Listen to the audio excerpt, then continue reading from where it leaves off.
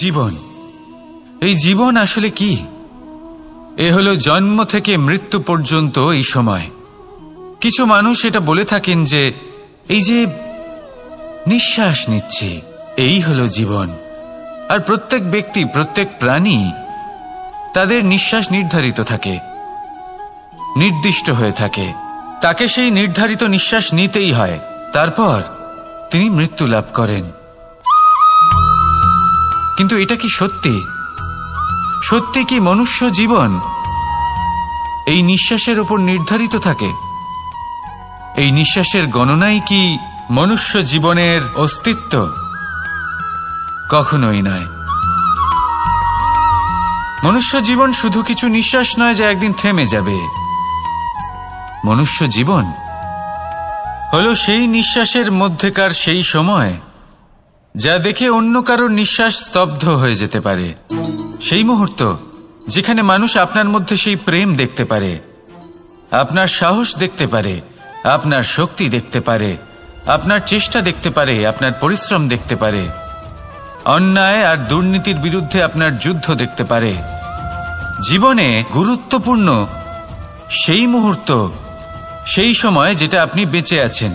সেই সময়ে আপনি এই সংসারের অন্য ব্যক্তিদের জীবন বাঁচার একটা দিশা দেখাতে পারেন, একটা প্রেরণা যোগাতে পারেন, শক্তি দিতে পারেন, আশা দিতে পারেন। তাই জীবনে এটাই করুন, এমন একটা জীবন যাপন করুন যা অন্যের জন্য আদর্শ হয়ে থাকে। এটাই করুন আর আমার সাথে ভালোবেসে বলুন, রাধা রাধা।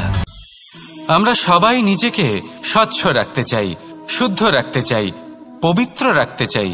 আর দেখতে গেলে এটা হলো আমাদের কর্তব্যও বটে। এবার এটার জন্য আমরা কি না করি। যখনই আমরা সকালে উঠি তখন উঠেই আমরা দাঁত মাজি। দিনে যখনই আমরা সময় পাই কিছু সুগন্ধি খাদ্য খাবার চেষ্টা করি যাতে আমাদের মুখ থেকে দুর্গন্ধ না আসে, বরং সুগন্ধ আসে। এই পা দুটো আমরা শুদ্ধ রাখার জন্য, পবিত্র রাখার জন্য যখনই আমরা বাড়ির বাইরে যাই পাদুকা পায়ে দিয়ে যাই, আর যখন ফিরে আসি আমরা জল দিয়ে পা ধুয়ে নিই। মনে রাখবেন, সেই ব্যক্তির মুখ হলো সব থেকে বেশি পবিত্র যে মুখ দিয়ে ঈশ্বরের নাম নেওয়া হয়, যার বাণী হলো অত্যন্ত শুভ, যা মানুষের পথ প্রদর্শন করে, যা মানুষকে শান্তি দেয়। যদি এই হৃদয়কে আপনি পবিত্র করতে চান তাহলে মানবতাকে বুঝতে হবে, মানুষের দুঃখগুলিকে বুঝতে হবে, তবেই এই হৃদয় পবিত্র হবে। এই পা দুটো যদি আপনি পবিত্র করতে চান তাহলে কোনো তীর্থস্থানে যান। ওখানে হয়তো আপনি জানেনও না যে কতজন সৎপুরুষ, কতজন মহাপুরুষ এসেছেন। তাদের চরণের ধুলো সেখানে পড়েছে যা আপনার চরণ শুদ্ধ করে তুলতে পারে। যদি এই হাতগুলি আপনি পবিত্র করতে চান তাহলে এই হাত দিয়ে শুভ কর্ম করুন, দান করতে শিখুন। আর যদি এই আত্মা আপনি পবিত্র করতে চান, একটাই বিকল্প আছে, প্রেম, শুদ্ধ নিঃস্বার্থ প্রেম। এই প্রেম বিতরণ করতে থাকুন।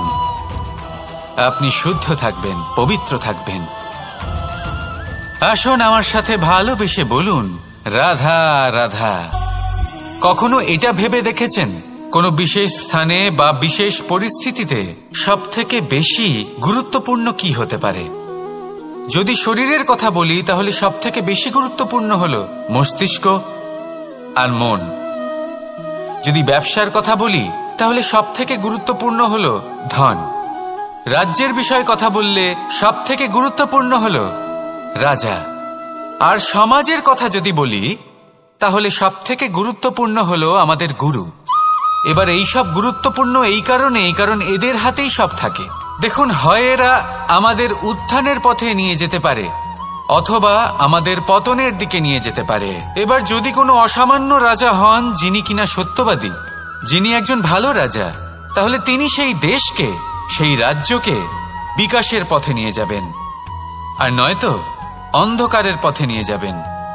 যদি এবার গুরুর কথা বলা হয় তাহলে জেনে রাখুন, গুরু যদি শ্রেষ্ঠ হন তাহলে সংস্কৃতির সর্বশ্রেষ্ঠ স্তরে উনি এই সমাজকে নিয়ে যাবেন। যদি গুরু পাখণ্ডী হন, লোভী হন, লালসাগ্রস্ত হন, তাহলে এই সমাজেও এই পাখণ্ডতা, এই লোভ, এই লালসাই প্রকাশিত হবে। ঠিক এইভাবেই জীবনে, মানুষের জীবনে প্রেমেরও এক গুরুত্বপূর্ণ স্থান রয়েছে। যদি মানুষের মনে প্রেম থাকে তাহলে ধরে নিন সে জীবিত রয়েছে, আর যদি না থাকে তাহলে সে মৃতই প্রায়। যদি রাধা কৃষ্ণের বিষয়ে কথা বলবো কৃষ্ণের জীবনে যদি রাধা থাকে তাহলেই কৃষ্ণ হলো কৃষ্ণ, আর যদি রাধা না থাকে তাহলে কৃষ্ণ হলো যে কোনো পশুরই সমান।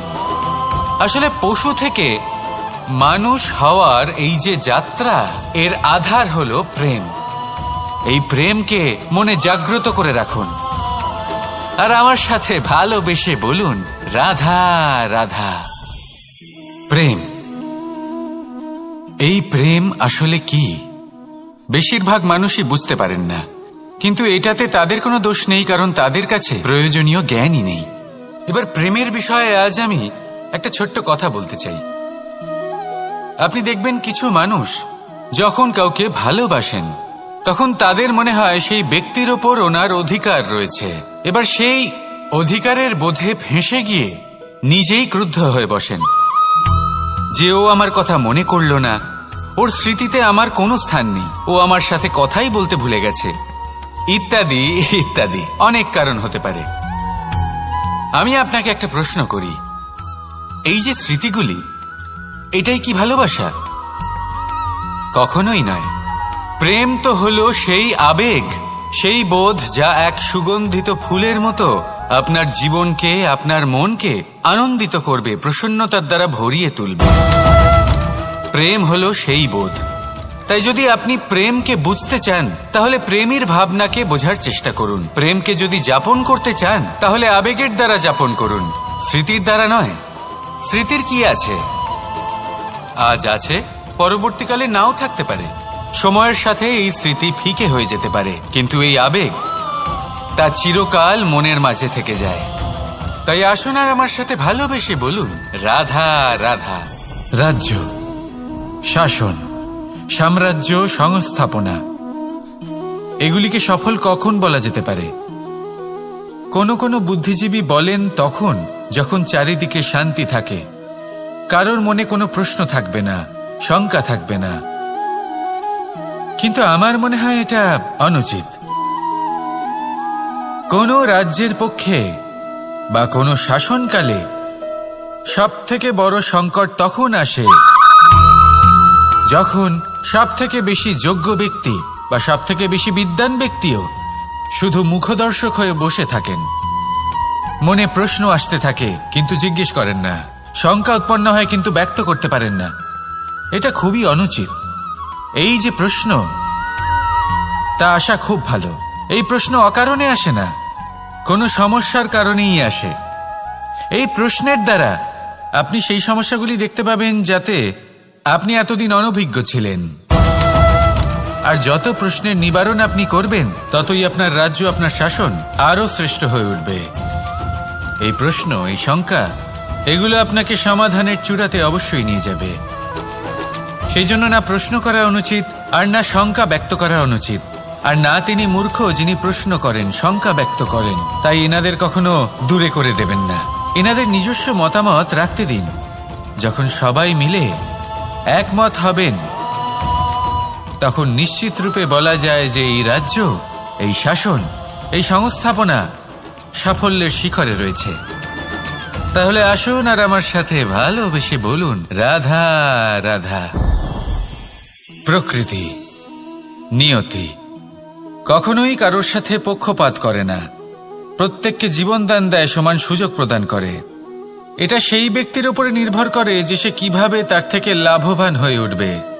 তার নির্বাচনের উপর নির্ভর করে, তার দৃষ্টিভঙ্গির উপর নির্ভর করে যে সে কতটা ধনাত্মক বা কতটা নেতিবাচক।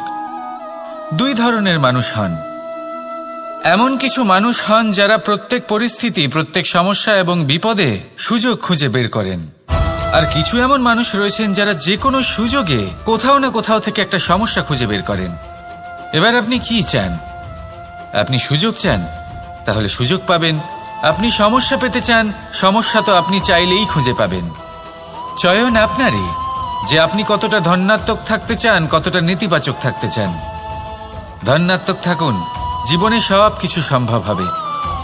আসুন আর আমার সাথে ভালোবেসে বলুন রাধা রাধা। যখনই আমরা কথা বলি জলরাশির বিষয়ে, যখন আমরা তুলনা করি, তখন আমাদের খুব ভালো লাগে মিষ্টি সরোবর, পুকুর, নদী।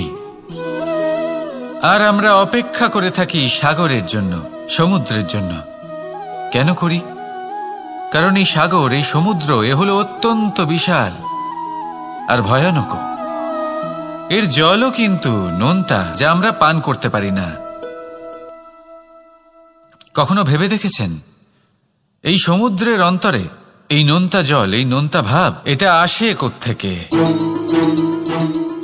এই যে সমুদ্র, যে প্রবাহমান নদীর থেকে যে খনিজ নির্গত হয়, তার ভান্ডার হলো এটা। সেই খনিজকে নিজের অন্তরে গ্রহণ করে, সেই নোনতা ভাব নিজের মধ্যে সমাহিত করে, আর তারপর সেই নোনতা জল বাষ্পে পরিণত হয়ে ওপরে উঠে যায়, যা মেঘ হয়ে আপনার ওপর মিষ্টি বৃষ্টি হয়ে ঝরে পড়ে।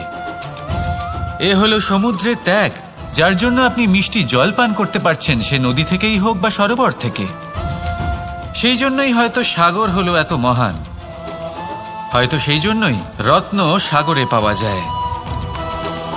তাই মনে রাখবেন, ক্ষমতা তারই হয় যে ত্যাগ করতে জানে, কোনো বিষকে নিজের মধ্যে ধারণ করে নিতে জানে।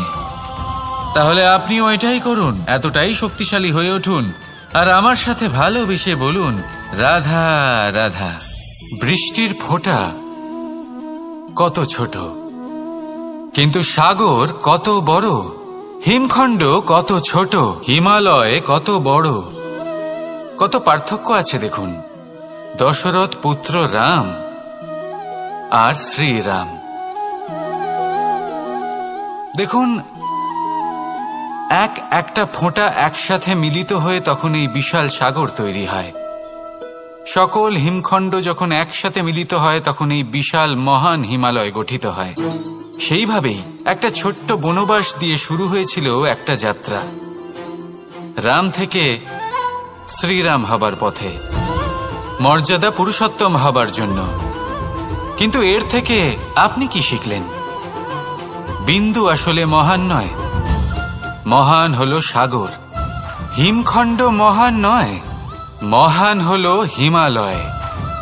অর্থাৎ কোনো মহান কাজ করার জন্য বা মহান হবার জন্য আপনাকে আরম্ভ করতে হবে ছোট থেকে।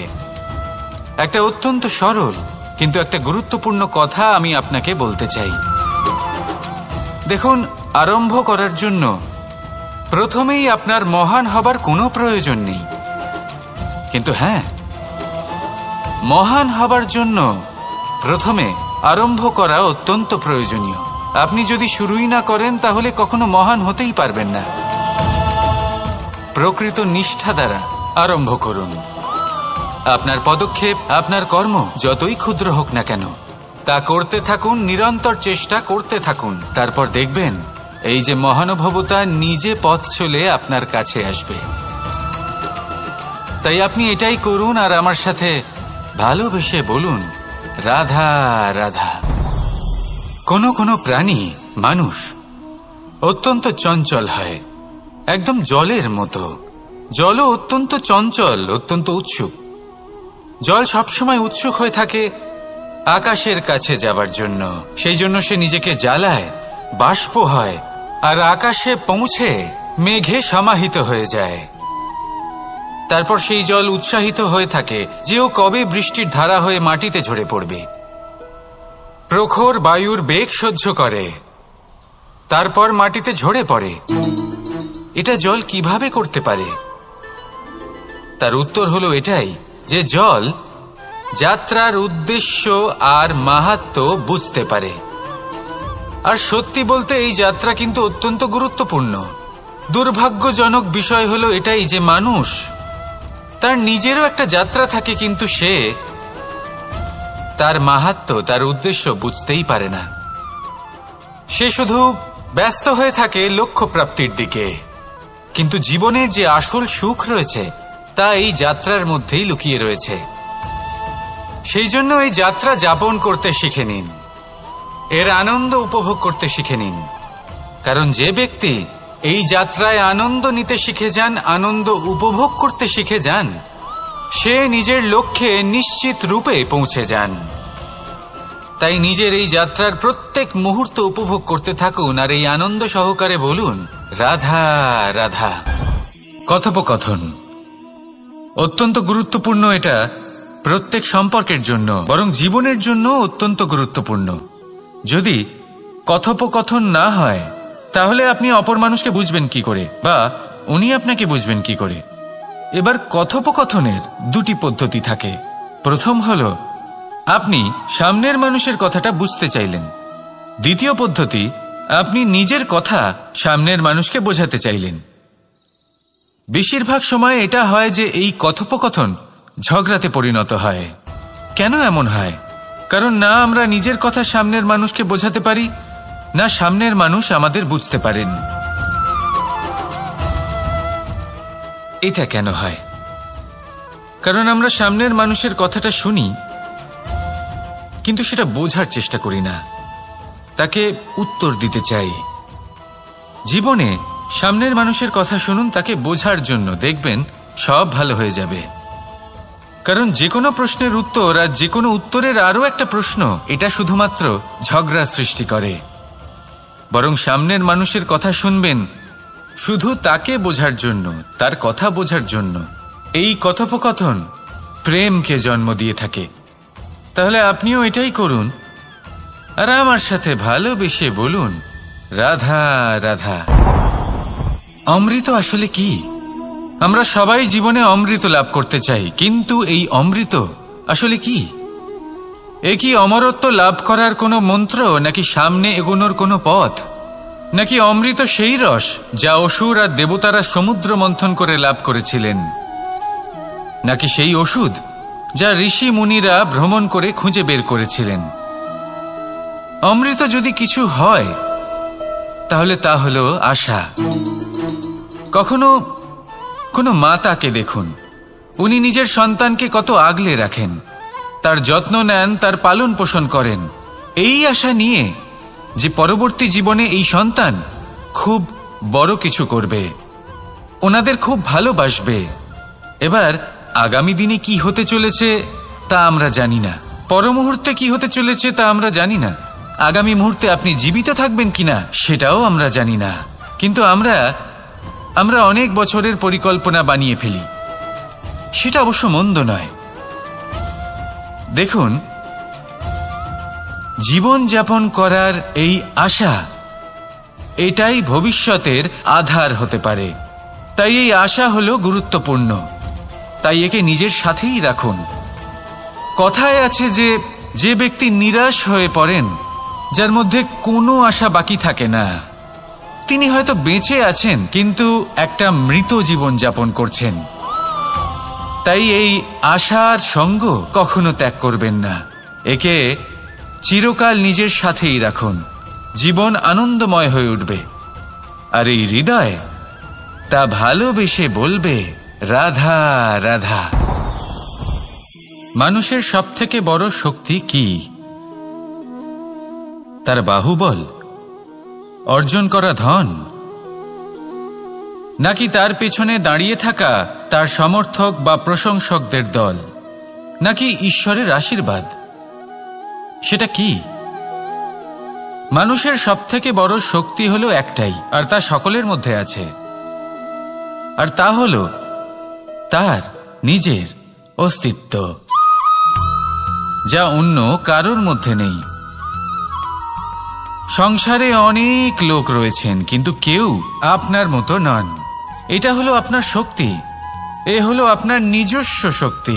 দুর্ভাগ্যবশত বেশিরভাগ মানুষ এটা বুঝতে পারেন না, নিজের শক্তিকে চিনতে পারেন না।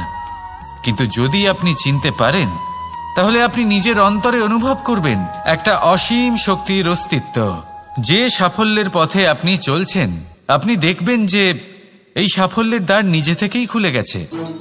শুধু প্রয়োজন হলো নিজের এই শক্তিকে চিনে নেবার, নিজের এই বিশেষত্বকে বোঝার। কারণ এই যে আপনার বিশেষত্ব, এ কোনোদিনও আপনার থেকে দূরে চলে যাবে না, চিরকাল আপনার সাথে জড়িত থাকবে। যদি আমি বাহুবলের কথা বলি, সময়ের সাথে সেটা চলে যাবেই। যদি কথা বলি অর্জিত ধনের, তাহলে সময়ের সাথে সেটাও চলে যাবে। মিত্র, পরিবার, বন্ধু, আশীর্বাদ, এই সব কিছু আপনার থেকে দূরে চলে যেতে চলেছে, সেটা আপনিও জানেন। কিন্তু এই যে আপনার অস্তিত্ব, আপনার বিশেষ শক্তি যা শুধু আপনার সাথে আছে, তা চিরকাল আপনার সাথেই জুড়ে থাকবে। দরকার হলো শুধুমাত্র এটা চিনে নেওয়ার, নিজের উপর বিশ্বাস রাখার আর জীবনে এগিয়ে চলার।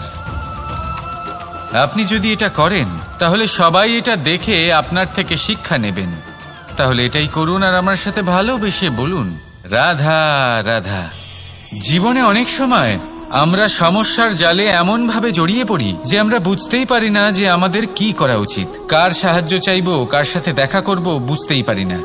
অনেক সময় এমন হয় যে সমস্যা আমাদের থেকে শুরু হয় না, অন্য কারোর থেকে শুরু হয়।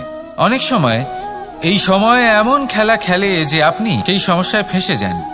কিন্তু সমস্যা যেখান থেকেই শুরু হোক না কেন, সেই সমস্যার সমাধান আপনাকে করতেই হবে। অনেক সময় মানুষ এমন বলেন, আমার অতীত এত বাজে, সেটা শুধরে কি হবে। এই ভুলটাই তারা করে বসেন। দেখুন, আগে যা হয়ে গেছে, যা শুধুই অতীত, যা সত্য তা কখনো বদলানো যাবে না। কিন্তু এটাও সত্যি যে এখন থেকে সামনের যে পথ, সেটাও আপনার হাতে রয়েছে। আপনি একে ভালোও বানাতে পারেন, খারাপও বানাতে পারেন। তাই আপনার এটা শুধরে নেওয়াই উচিত। কারণ মানুষ আসলে তার নিজের অতীতকে নয়, তার বর্তমানকে প্রভাবিত করতে পারে। এই বর্তমানই পরবর্তীকালে অতীত হবে, যা আপনি শুধরে নিতে পারেন। তাই আপনি সেই চেষ্টাই করুন, নিরন্তর চেষ্টা করুন। ধনাত্মক দৃষ্টিভঙ্গি নিয়ে নিজের বুদ্ধি প্রয়োগ করুন, সাহসের সদ্ব্যবহার করুন, যাতে আপনার আগামী সময় আপনি আরো ভালো করে তুলতে পারেন। আপনার সমাপ্তি আর সমাপ্তির পথে এই যাত্রা, তাকে আপনি সুখময় করে তুলতে পারেন। তাহলে এটাই করুন আর আমার সাথে ভালোবেসে বলুন, রাধা রাধা। আমাদের এই বর্তমান আর ভবিষ্যৎকে সুন্দর করার উপায় কি? কেউ বলবেন, আজ নিরন্তর পরিশ্রম করতে থাকো, কর্ম এবং চেষ্টা করতে থাকো। তার থেকেও বেশি গুরুত্বপূর্ণ কিছু আছে, বিগত অতীতের সাথে শান্তি স্থাপনা করা। কারণ অনেক সময় আপনার এই অতীত আপনাকে সামনে অগ্রসর হতেই দেয় না। আর অতীতের এই বিতৃষ্ণা যদি আপনি ভুলতে না পারেন, তাহলে বর্তমানের এই মিষ্টি সুখ আপনি কিভাবে উপভোগ করবেন, ভবিষ্যৎকে কিভাবে সুন্দর বানাবেন?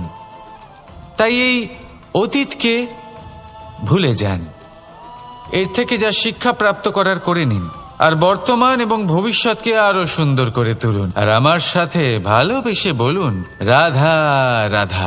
কথায় আছে যে নিজে করে দেখো, নিজে অভিজ্ঞতা প্রাপ্ত করো, নিজে শেখো, নিজে জানো।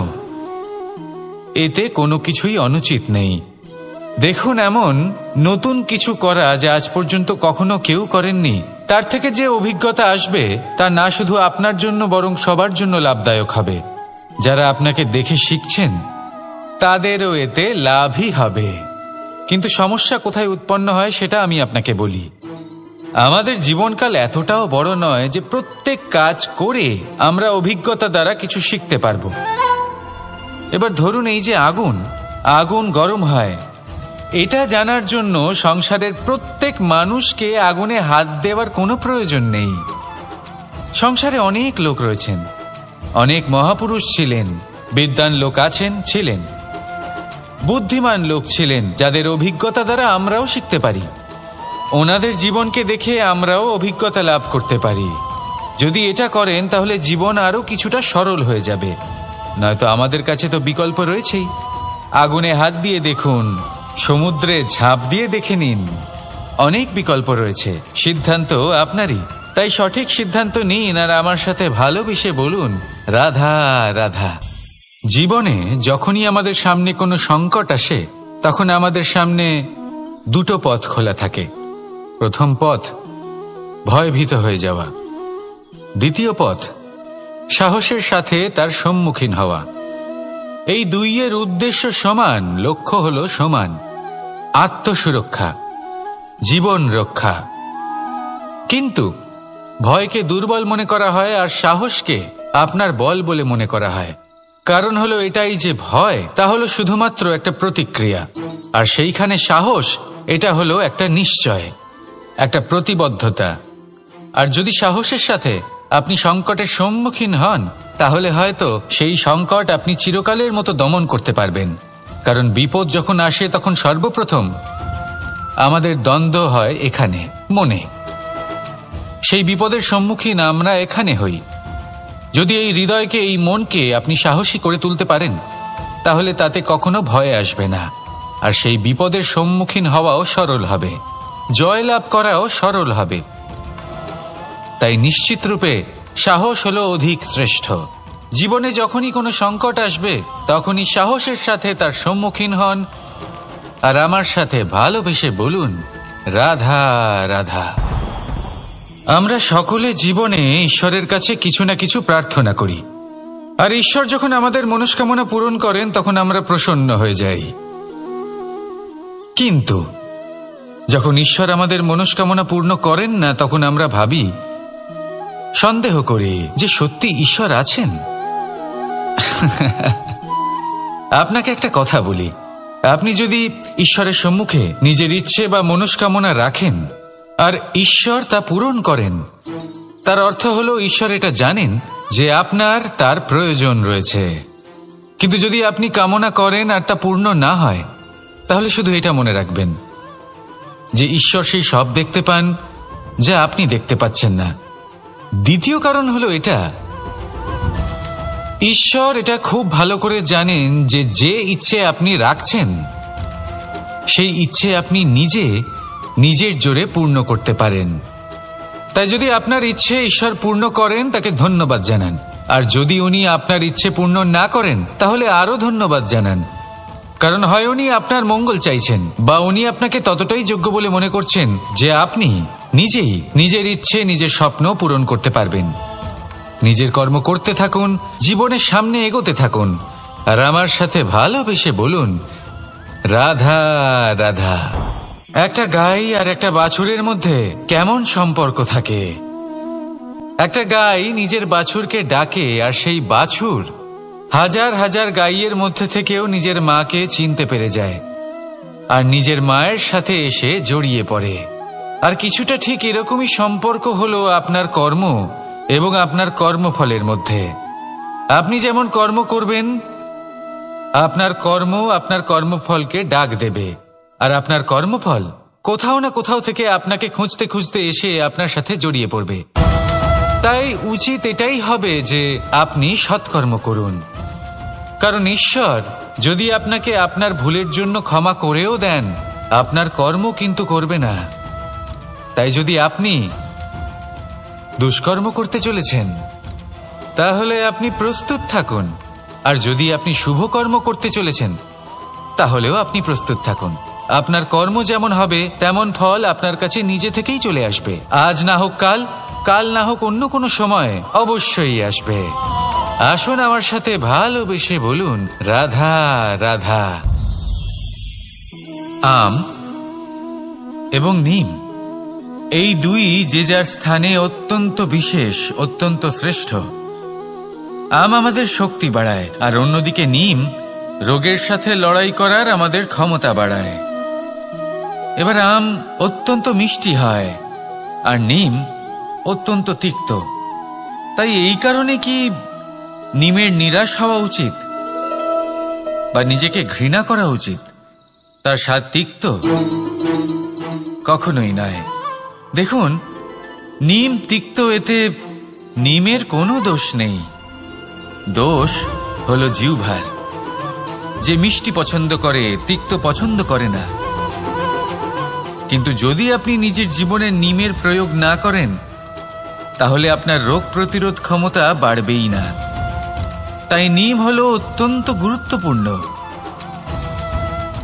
এর থেকে আপনি কি শিক্ষা পেলেন? এটাই যে জীবনে কখনো অন্য কারোর মাপকাঠি দ্বারা নিজেকে পরখ করবেন না। আপনার যোগ্যতা, আপনার বিশেষত্ব, আপনার গুণ, অপগুণ, এই সব কিছু আপনি নিজে বুঝে নিন, সেটাই যথেষ্ট। আসুন আর আমার সাথে ভালোবেসে বলুন, রাধা রাধা। আপনি কি কখনো কুয়ো থেকে কাউকে জল বের করতে দেখেছেন? একটা পাত্রকে দড়ি দিয়ে বাঁধা হয়, তারপর তাকে কুয়োতে ফেলা হয়, টেনে তুলতে হয়, তবেই জল পাওয়া যায়। খুব সহজ ব্যাপার। কিন্তু কখনো এটা ভেবে দেখুন, কুয়োতে পাত্র ফেলার পরে যদি পাত্র সোজা হয়ে থাকে তাহলে তা জলে প্রবেশ করতেই পারবে না। না জল সেই পাত্রে প্রবেশ করতে পারবে, সেই পাত্রকে নত হতে হবে, তবেই জল সেই পাত্রে প্রবেশ করবে, তবেই টেনে আনলে সেই জল আপনার তৃষ্ণা নিবারণ করবে। আর এর মধ্যে জীবনের একটা মূল্যবান শিক্ষা লুকিয়ে রয়েছে, এমন এক শিক্ষা যা সংসারের প্রত্যেক মানুষের জন্য গুরুত্বপূর্ণ। আর সেই শিক্ষার নাম হল বিনম্রতা। সংসারে প্রত্যেক মানুষের বিনম্র হওয়া উচিত। আপনি নিজেকে বিনম্র করে তুলুন, আপনি বড়দের আশীর্বাদ লাভ করবেন, সাফল্যের মুখও দেখতে পাবেন। আপনি যদি বিনম্র না হন তাহলে কিছুই টিকবে না। সেই জন্য বিনম্র থাকুন আর আমার সাথে ভালোবেসে বলুন রাধা রাধা।